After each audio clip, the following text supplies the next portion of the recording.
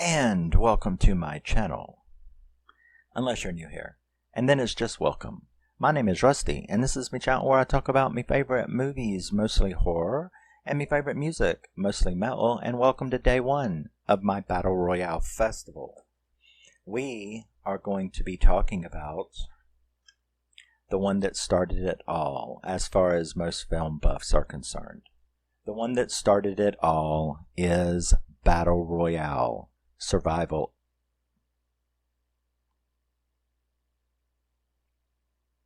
Survival.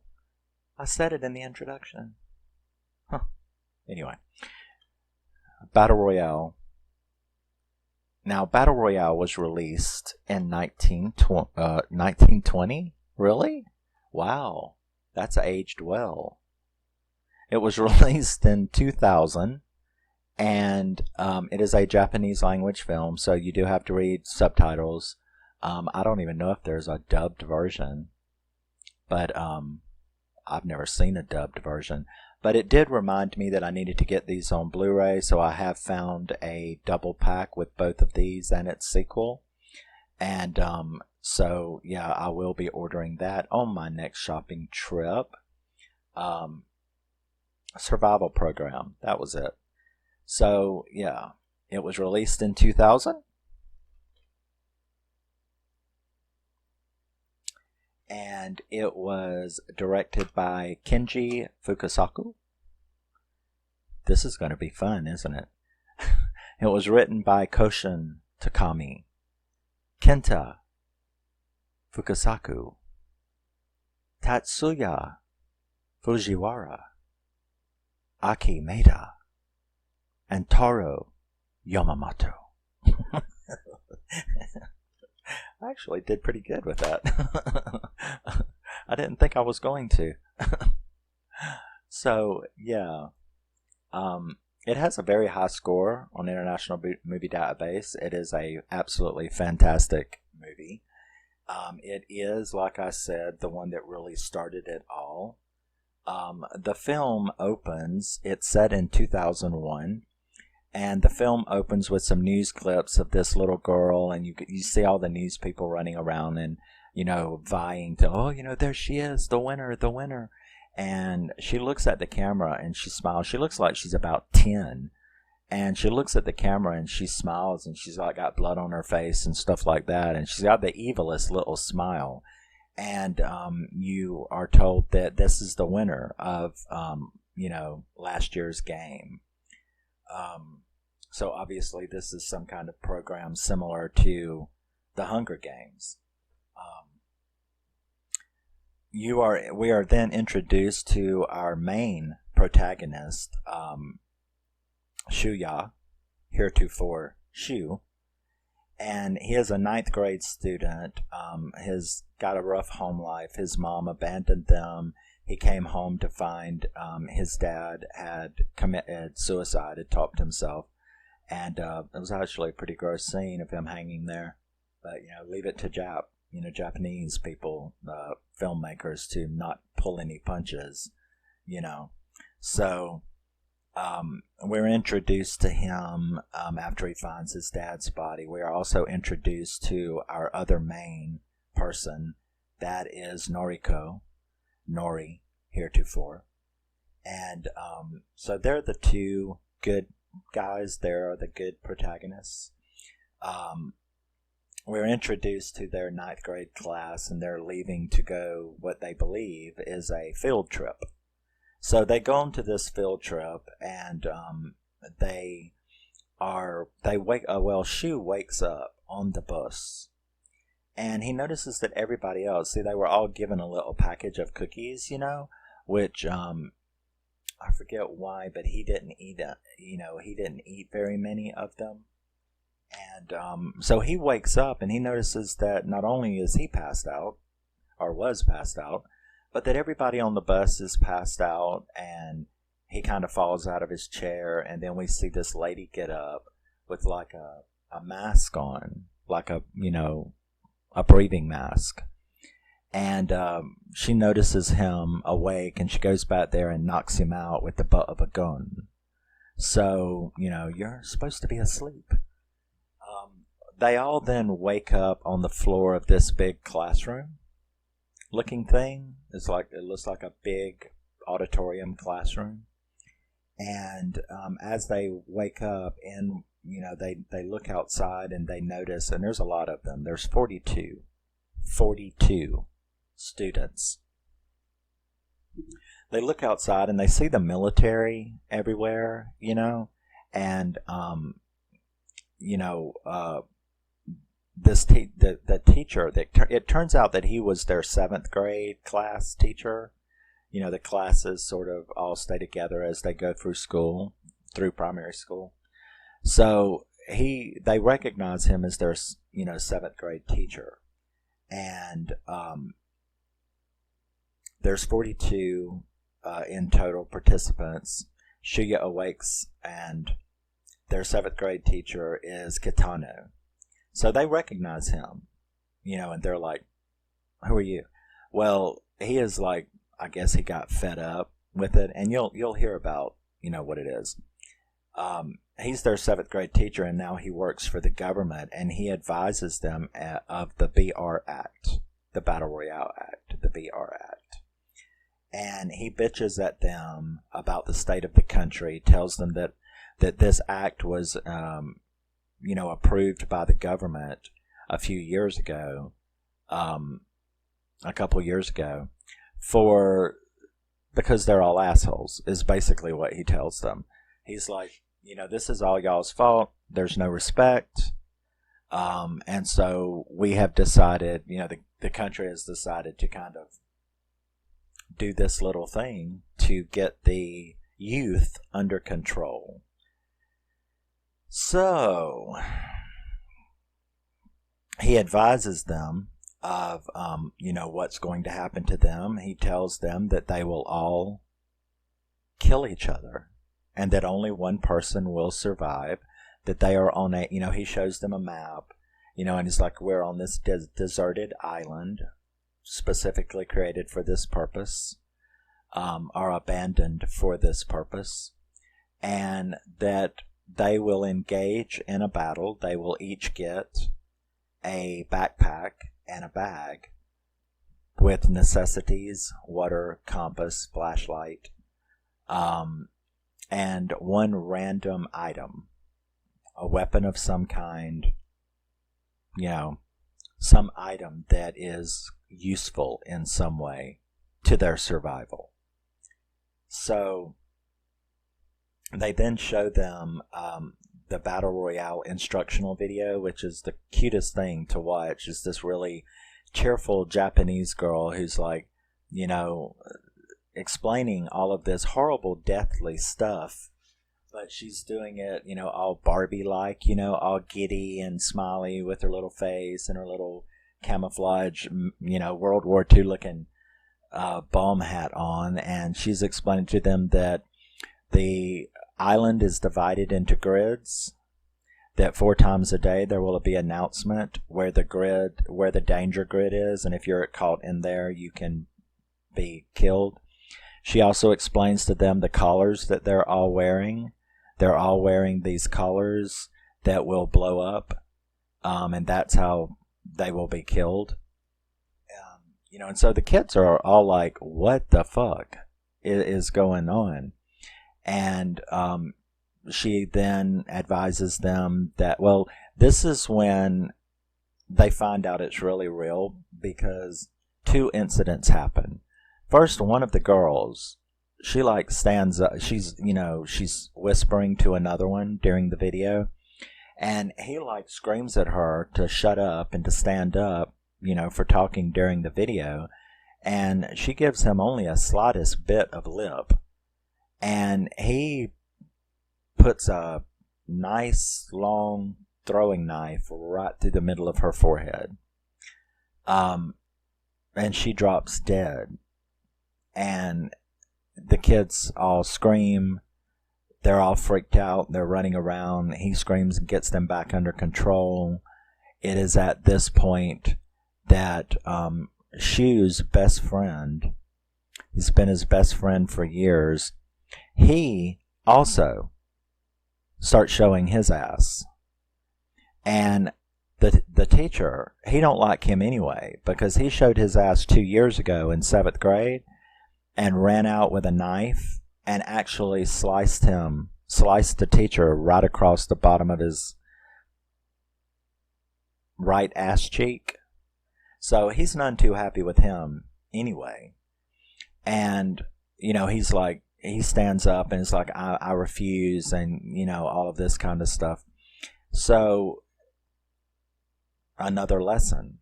He turns on the collar and he starts running around, trying to, like, help me. And everybody's like, get away from me. And then boom, it like blows up, and it's not that it blows your head up or blows your, what it does is it's not like a super huge explosion. What it does is it blows out the whole front of your throat. So you feel it, and it doesn't kill you instantly. Instead, it just blows it out and blood sprays everywhere. And so this is a very bloody movie. Be forewarned or excited, whichever you think about blood, because this is a very bloody movie. So now that Kitano has made his point, they all shut up and watch the rest of the video, where the girl happily and cheerfully explains to them that the survival program lasts for 3 days, and that if there is more than one person alive on the island after those 3 days, all of their collars will be activated and they will be killed.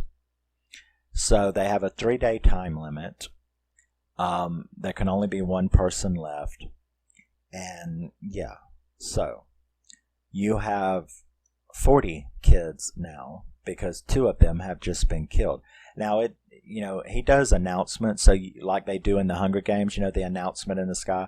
But he does it vocally, and so you see as the numbers drop. So we're already down to 40, and the shit ain't even started yet.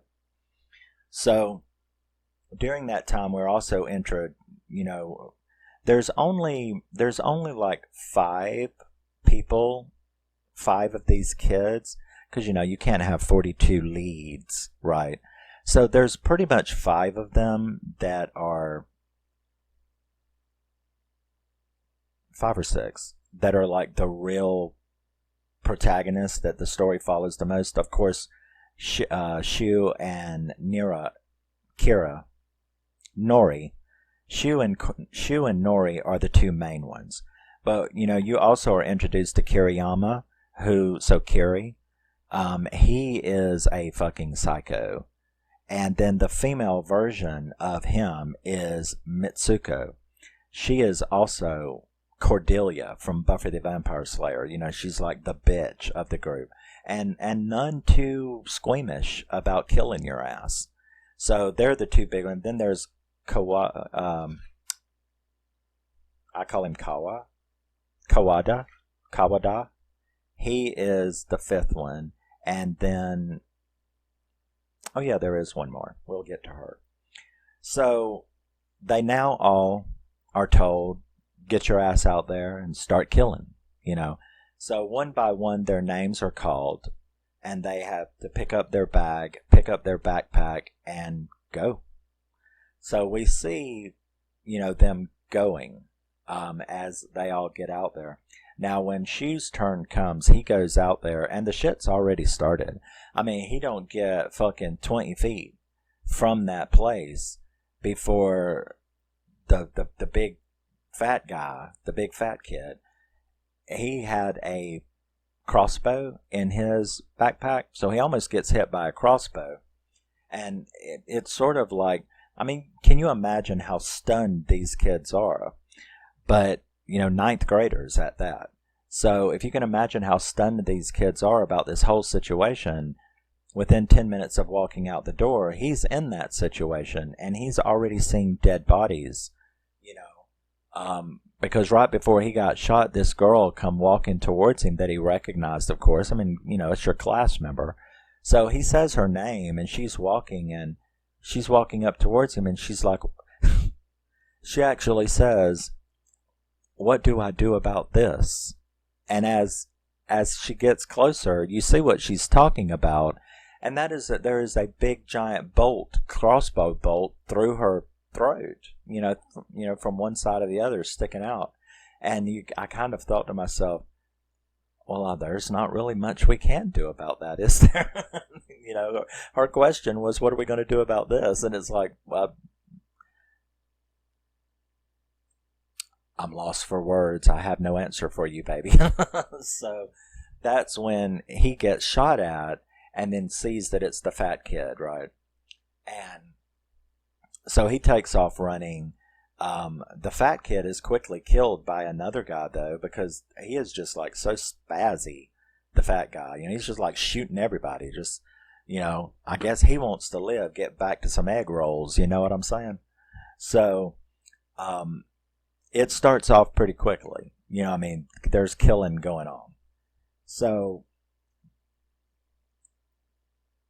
let me catch up.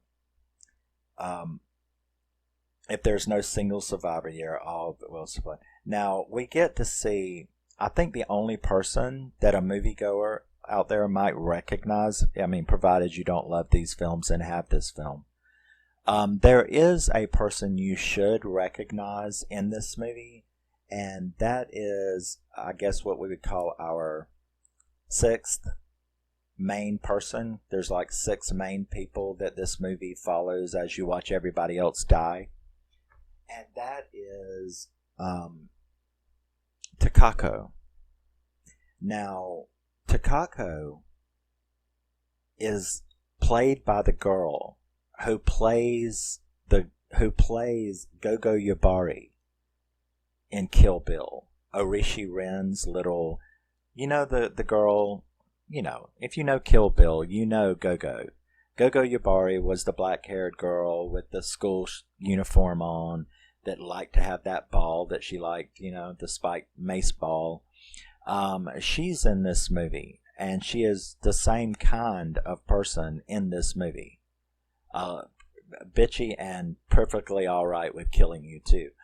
So, Takako is the girl that most of you moviegoers would recognize in this film.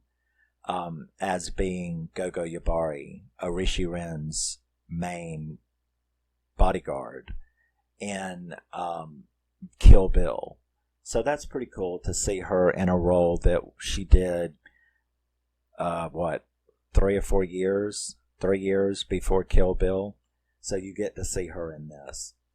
So they get their gear. You start to see like little factions begin. We're already down to like, Kerry, we see him end up killing like 5 on the beach that they're like, hey, come join our faction. And he like mows them down with an Uzi. And so he kills 5 of them at one time. And we're already down to like, we started with 42. We're already down to 33. 33. And of course, he's like announcing this at certain intervals. So, and I think 4 different people committed, 4 different kids. We get to watch a guy and a girl commit suicide. They like jump off this big cliff intentionally. We don't want to do this, and we're gonna die, and we don't want to die ugly. So, him and her just like jump to their death on the jagged rocks below, and I'm like, I don't know. I wouldn't want to be doing this, but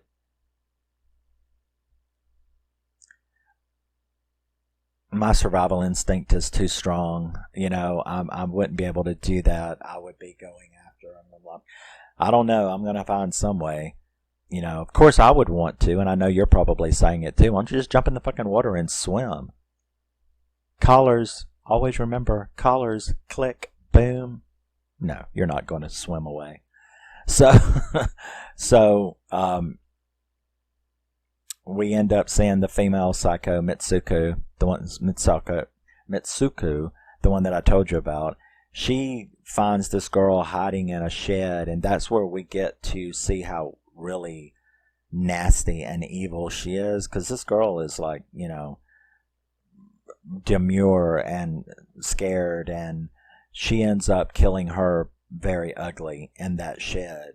And we're like, we know that Mitsuko is not, she's the female version of Kiri on here. And she will kill people. So she kills her ugly. We've got 28 left to go.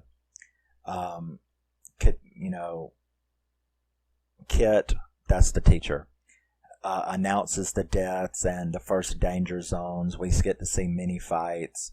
We actually even get to see Shu accidentally kills a guy who like jumps him in the woods, and it devastates him. Because like I said, him and Nori are the good guys in this movie. We quickly get down to 24 to go. Now remember, I'm speeding through this, so there's lots of really cool kills, and I'm trying to think. Yeah, no, there's no off-screen kills in this movie. Well, there's a couple, but you see the leftovers. You see the bodies after they've been killed. But the majority of these kills are all bloody, gory, and on-screen. I can only think of two. There was two that were hung, and that there was those two boys that stopped to take a bath. I don't know why they did that. I mean, in the middle of a battle royale, they take off all their clothes and are taking a bath in the outside pool, where Mitsuko came along and killed them nasty. And you get to see them all cut up, laying by the pool. And I thought to myself, it's not like anybody's worried about body odor during a survival, during a battle royale. So that was very interesting, and it kind of made you go, why would you stop and take off all of your clothes and take a dip in the pool during a battle royale? Talk about leaving yourself vulnerable, So, but to my knowledge, offhand, that's the only 4.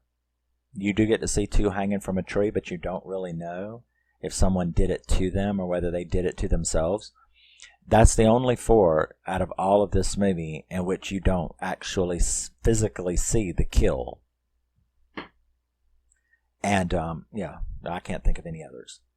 So, you get the death reports from Kit, Masuku, and...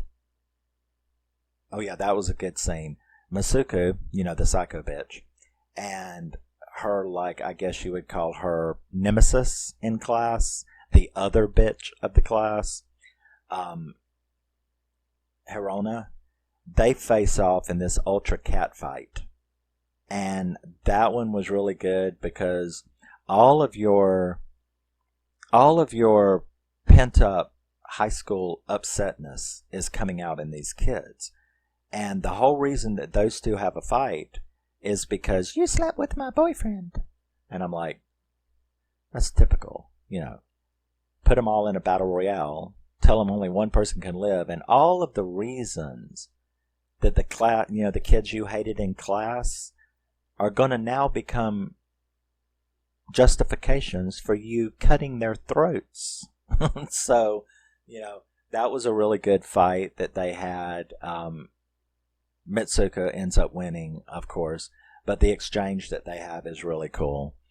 Hirono ends up dead. There's only 23 to go. So, I mean, numbers are dropping pretty quick in this movie.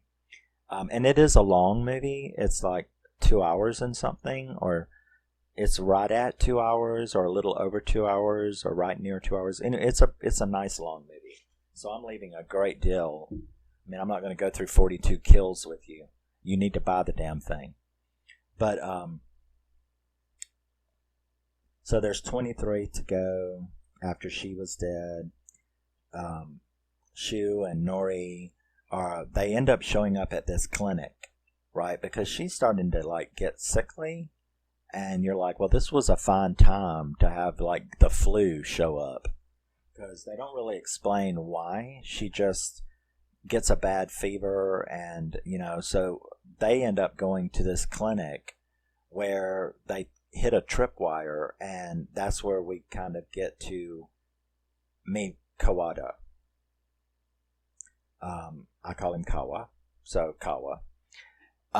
Instead of killing them, though, he actually brings them in. And he's not... There was two people, Kiri and Kawa.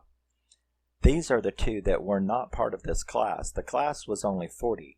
These two was what the teacher called transfer students. Kiri, the insane guy, and this Kawa guy. So he actually brings them in. He gets them medicine. It's out of date, but it still works. He cooks rice and all of that. And they are a little confused at first, like, why are you helping us instead of killing us? You know? So they wonder why he's helping them for some reason. And we don't know either. Then we are introduced to what I call the three geeks. And that is, they find like this, they find, what would you call it? It's sort of like an industrial building, but they managed to find a generator, and they got their computers, their laptops. There was laptops in it and stuff like that.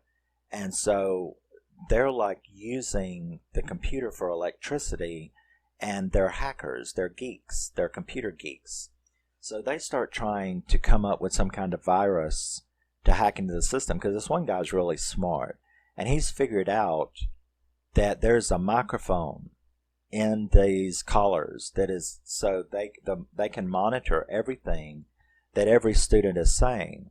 So he told his little friends, his two friends, he's like, you know, and he writes everything down, and you know. So they're going to, like, while he's trying to create this virus to interrupt the system, the other two are out looking for these ingredients that he knows is in this industrial complex. And because they're going to build bombs, you know, they need some kind of big weapon. So fertilizer and, you know, all the kind of stuff that you would do to do that, you know. So in this old warehouse, they're using the generator to get electricity. Going to try to crack the system and the collars, because that guy wants to crack the collar. And they plan to make bombs. So then we see Takako. Remember, that's Go-Go from Kill Bill. We see her face off with a guy who has always liked her, and he like tries to talk her into having sex. And it went about as well as it did in Kill Bill. But he tries to talk her into having sex because, hey, who wants to die a virgin, right? So why can't we do it? And she's like, you know, I've always like really could not stand you anyway. Even with the thought of facing death as a virgin, I will take that over you. This upsets him. Then, you know, he ends up like trying to force himself. Very, very wrong choice on his part. They end up in a fight. She manages to beat his ass a little bit, and he starts running away, and she's like, no, we're not going to run. You know, you're not going to run away. She catches him, slashes him across the back, gets him down on the ground, and then insult to injury, right? Her first two jabs with this big butcher knife, you know, was right in the dick. I mean, she just like plump, and she does it again. And then I guess once she's made that point, she then like just rips him to shreds with the knife, you know, just goes total butcher baby on him. So she's pretty psycho herself.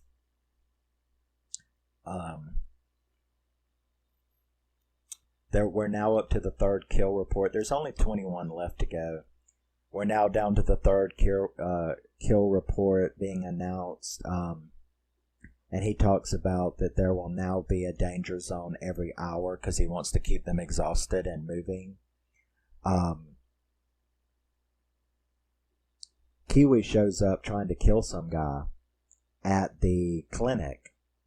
And the trio, you know, Nori, Shu, and Kawa, they like avoid him seeing them, you know, and he kills this guy real ugly, and they don't think he knows they're in there. And all of a sudden, though, his head comes through the window, the boy that he killed, his head comes through the window and it's got a grenade stuck in the mouth, and so it blows up, and you have a big face-off between those four, with Shu and Nori trying to get away, and Carrie going nuts with the gun, and fighting with Kawa. So that's a pretty interesting scene.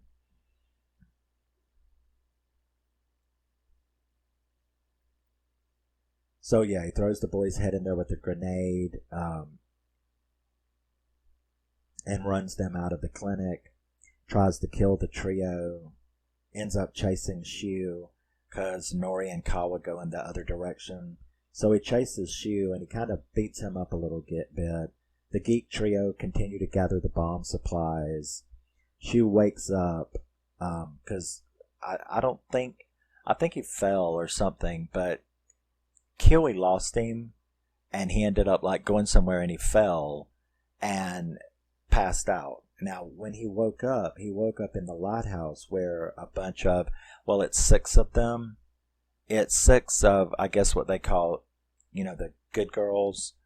So these 6 girls have like held up in this lighthouse on this island, and they had went and picked Shu up and had took him up there, and one of them had a crush on him.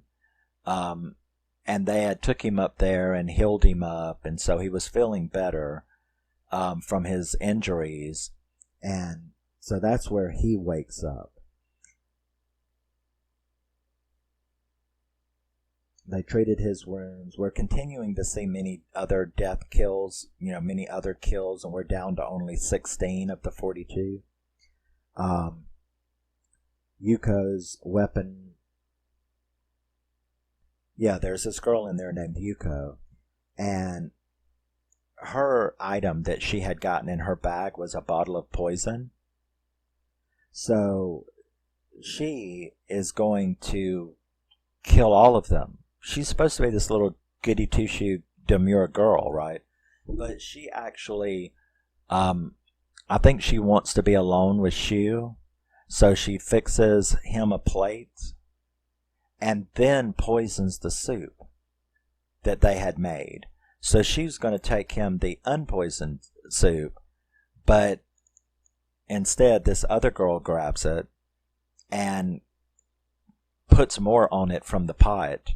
And you're like, and so she's like hiding in a corner because she knows that this excited, happy bitch that just grabbed a big plate of soup is fixing to die ugly in front of the others. In other words, she knows that this is fixing to all go to hell. And that's exactly what happens. Because that girl sits there, oh, wow, we got Shu. I'm so glad that we've got him here, And she's eating, and then in front of all of them, she starts gagging, blood pouring, and she like dies right there, And that sends the other 4 girls into, they all grab their weapons. They all turn on each other instantly. Who did this? Who did this? And next thing you know, you're like, you swear to God, this is where Quentin Tarantino got a bunch of his scenes from. Because you have this extremely whacked out scene where they're all like throwing knives, trying to stab each other. I mean, they all turn on each other. And all end up sprawled out across the table on the floor and everything, dead. They all end up killing each other because of this girl that just died from the poison. They're all dead except for the one girl who did it, who's hiding under the table. So Shu hears all of this, goes down there, and is like, what the hell's going on? And she's like, it's not my fault, is what she keeps saying. And she walks by him. He sees all the bodies, and he's like freaked out. And then he turns around, and where the hell did she go? Well, she walked up to the top of the lighthouse, and then he runs up there looking for her. And what she did, well, you know what she did. What do you think she did? She walked up there and took, at the very top of the lighthouse, dived off to the jagged rocks below.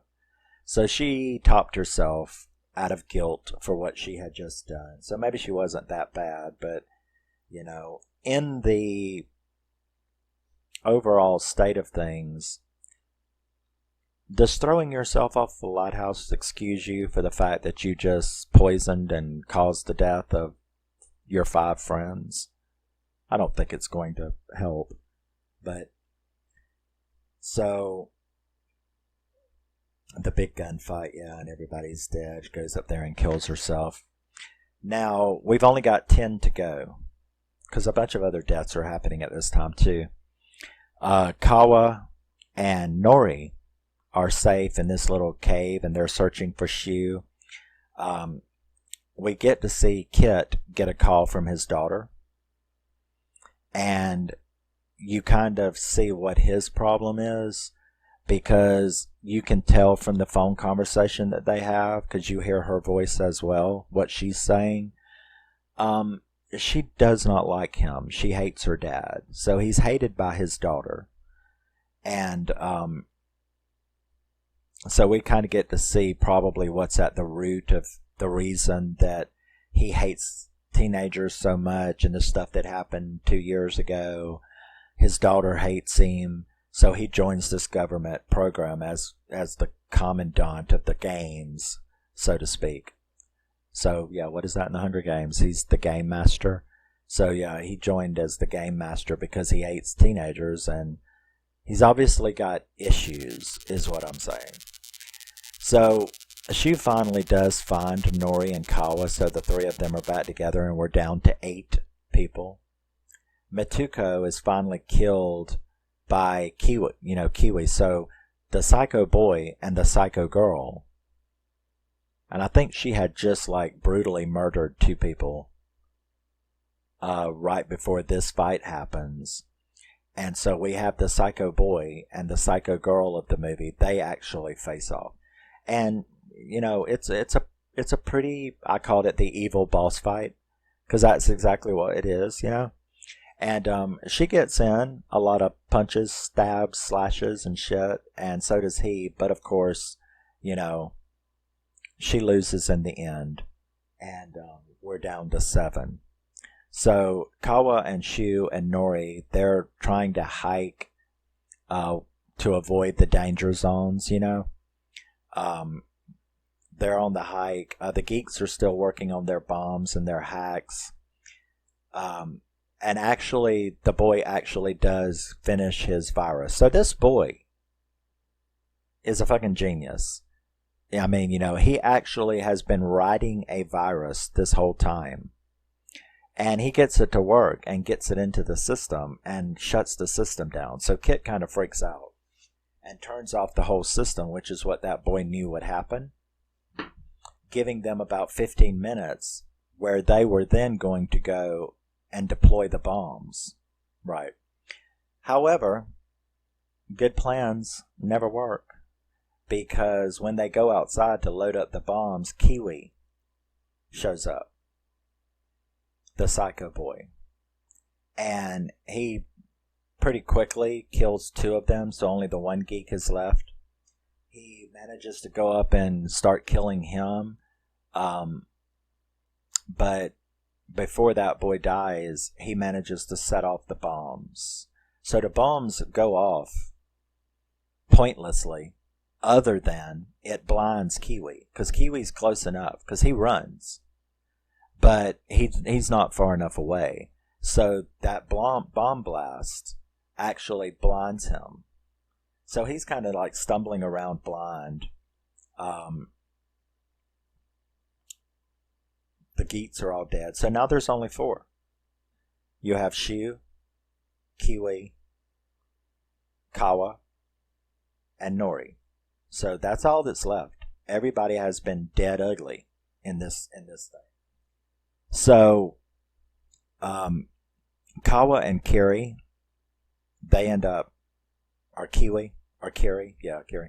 They end up fighting. And so you've got like a second boss fight.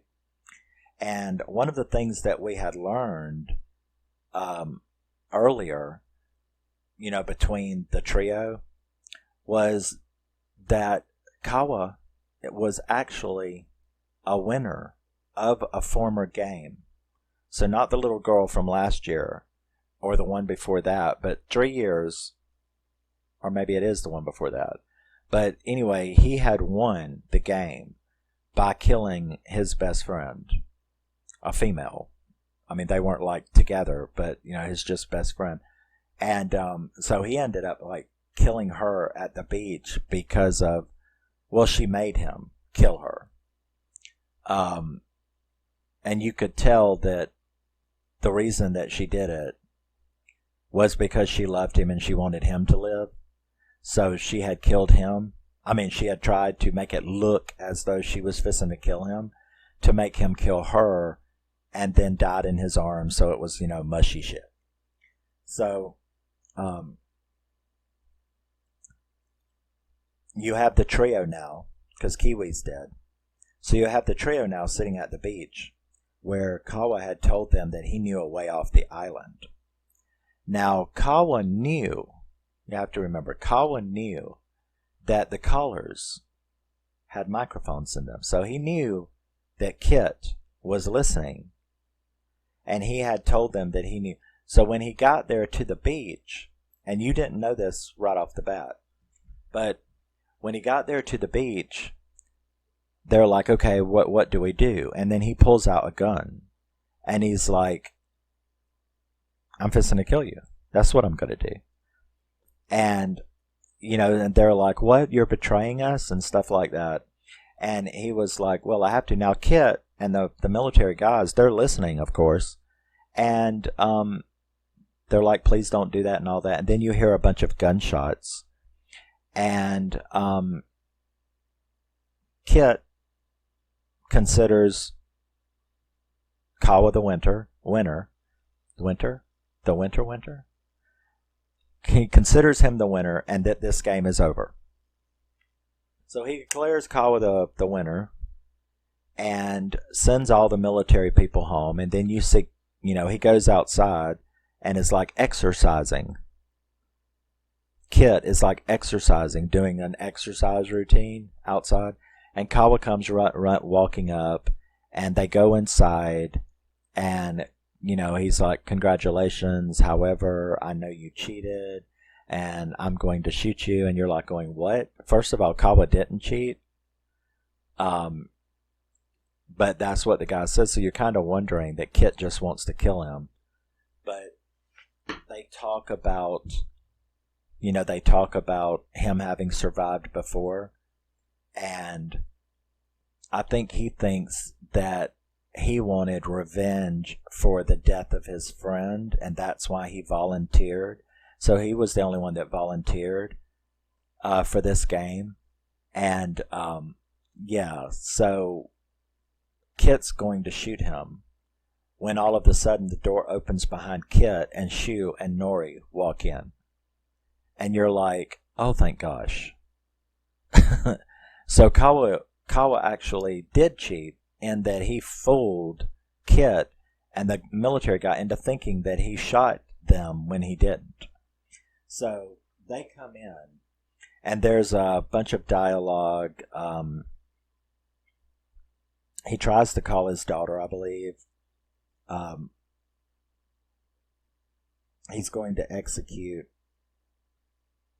Yeah, he accused Kawa of cheating, and he's going to execute when they walk in.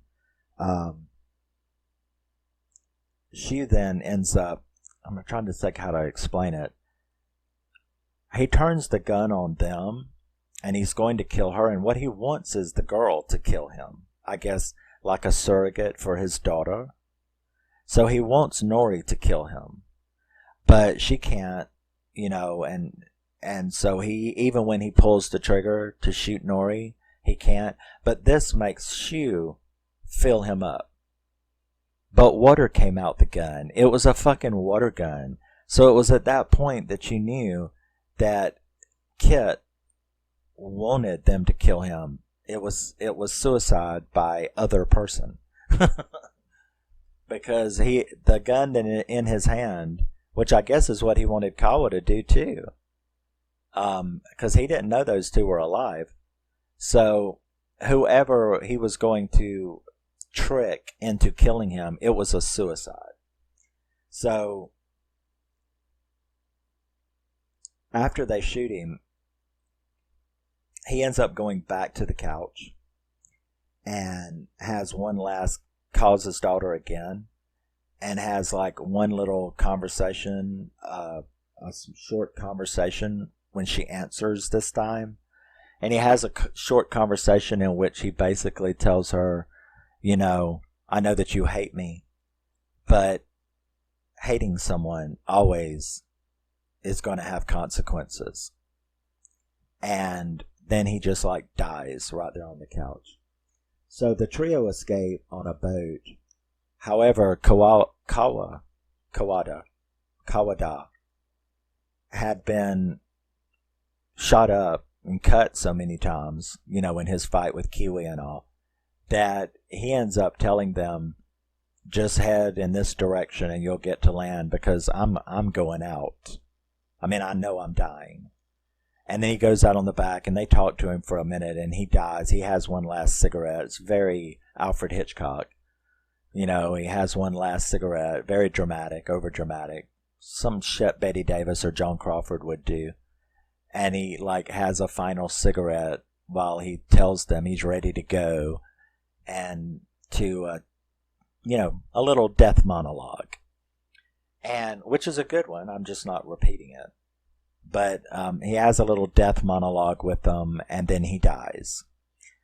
We then get to see Shu and Nori like slinking around town and seeing that there's wanted posters for them.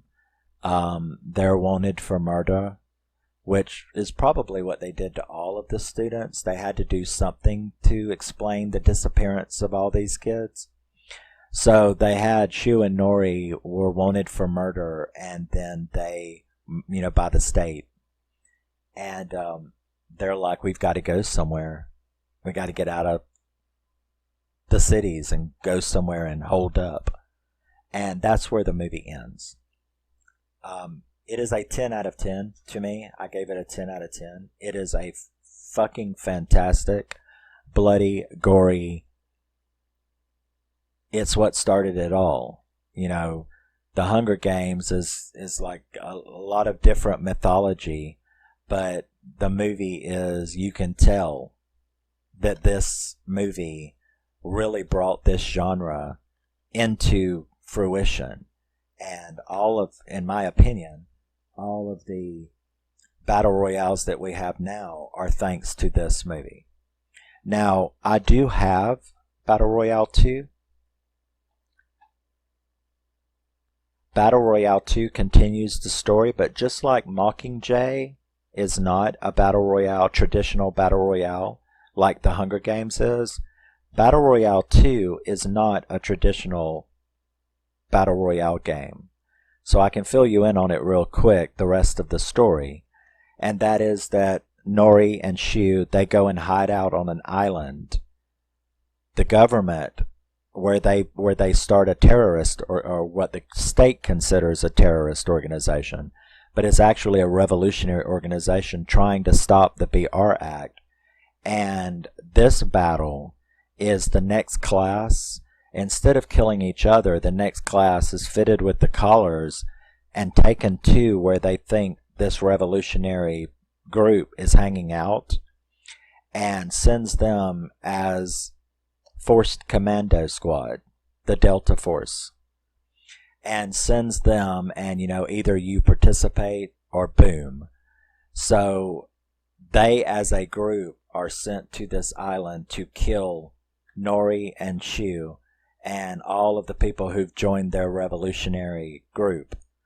And that's what Battle Royale 2 is. So yes, the kids are forced to wear the collars, and they are forced, and there's lots of ugly death in this too.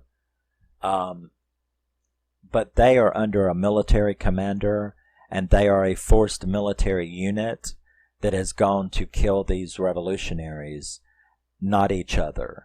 So that's not a traditional battle royale. Just like Mockingjay is not a battle royale, a traditional battle royale. So yeah, that's